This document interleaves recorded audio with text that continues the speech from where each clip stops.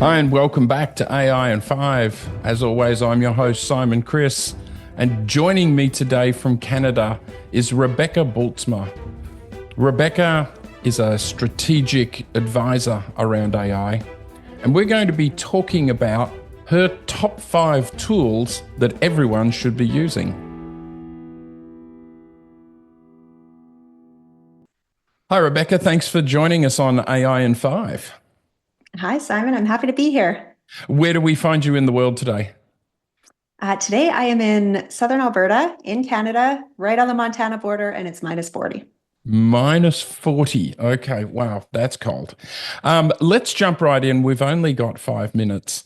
You and I had been talking about the plethora of tools that are out there, and there's more and more every day. You know, suddenly DeepSeek's on the scene, and this is on the scene, that's on the scene. I'd love to hear from you as someone that's out there kind of consulting around this area. What are your top 3, 4, 5 tools that you're using right now and kind of why? Sure. Let me rattle off a few of my favorites, and these will work Yeah. for people who are just dipping their toe into AI, but these are the ones that are in heavy rotation for me.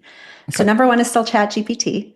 I think if you're just dipping your toe in, it's a great place to start. I think there's a couple great features within that are worth trying, but I think the first thing you should do when you get ChatGPT is to just go into your settings, and Mhm. there's personalization where you can get it to respond to you in very specific ways.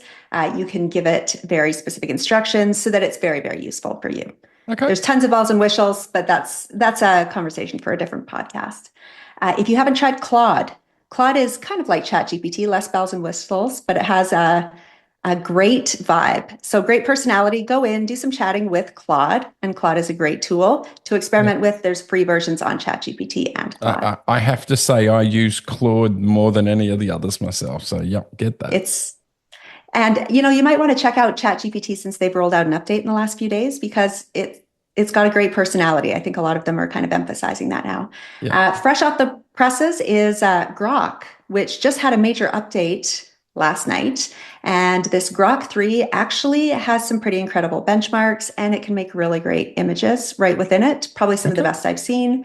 So check out Grok. For images, Midjourney is still my favorite. Mm. It's about $8 a month. But there's also one called Ideogram, which is free, which is excellent at putting words on your pictures, which is harder than it sounds with Yeah. AI. In terms of just research and learning and studying, there's a bunch of options. Perplexity is kind of a natural one because Yeah. it's kind of like Google and ChatGPT had a baby. It will write you a summary, show you all the citations, where it got the information from.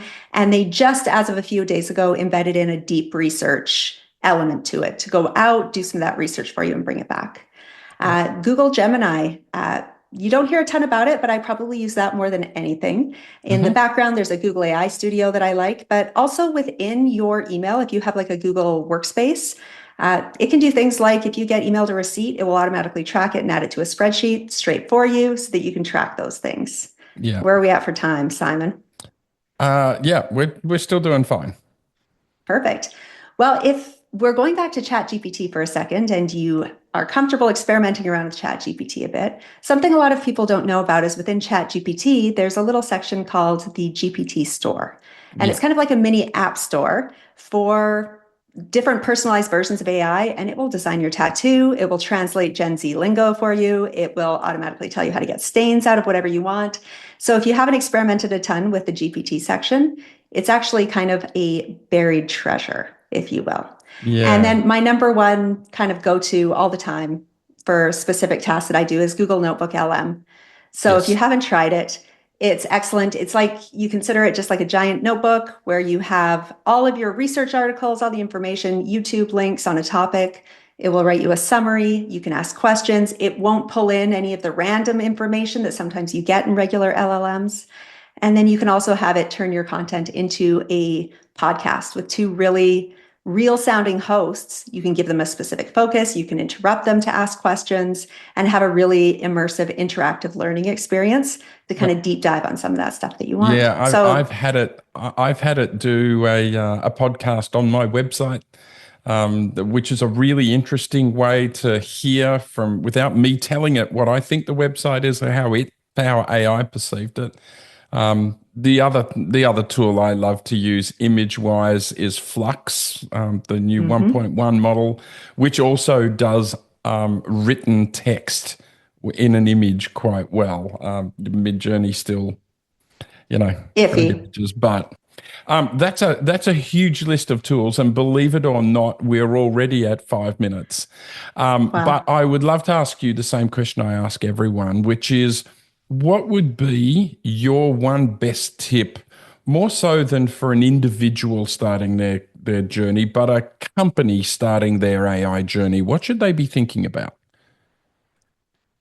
That's a great question. I think what you need to think about first and foremost is really clarify your core values, your mission, vision, values, and decide how AI fits into that big picture, what you absolutely need to keep human focused, what parts of your reputation and your relationships you prioritize the most, and really clarify those things before deciding where you want to automate and how. And then from there, really work with somebody who understands some of the ethical implications and consequences and laws around some of these big tools that you might be adopting for your organization, and really invest in either professional development or learning for your staff to make sure that they know how to use it for efficiency and for ethics and legality. So, really just start at the top, Yep. figure out what you prioritize, learn as leaders, and then really invest in making sure your people know how to use it Now, properly. there's some great advice to end the episode. Rebecca, thank you so much for being a part of AI in 5. My pleasure.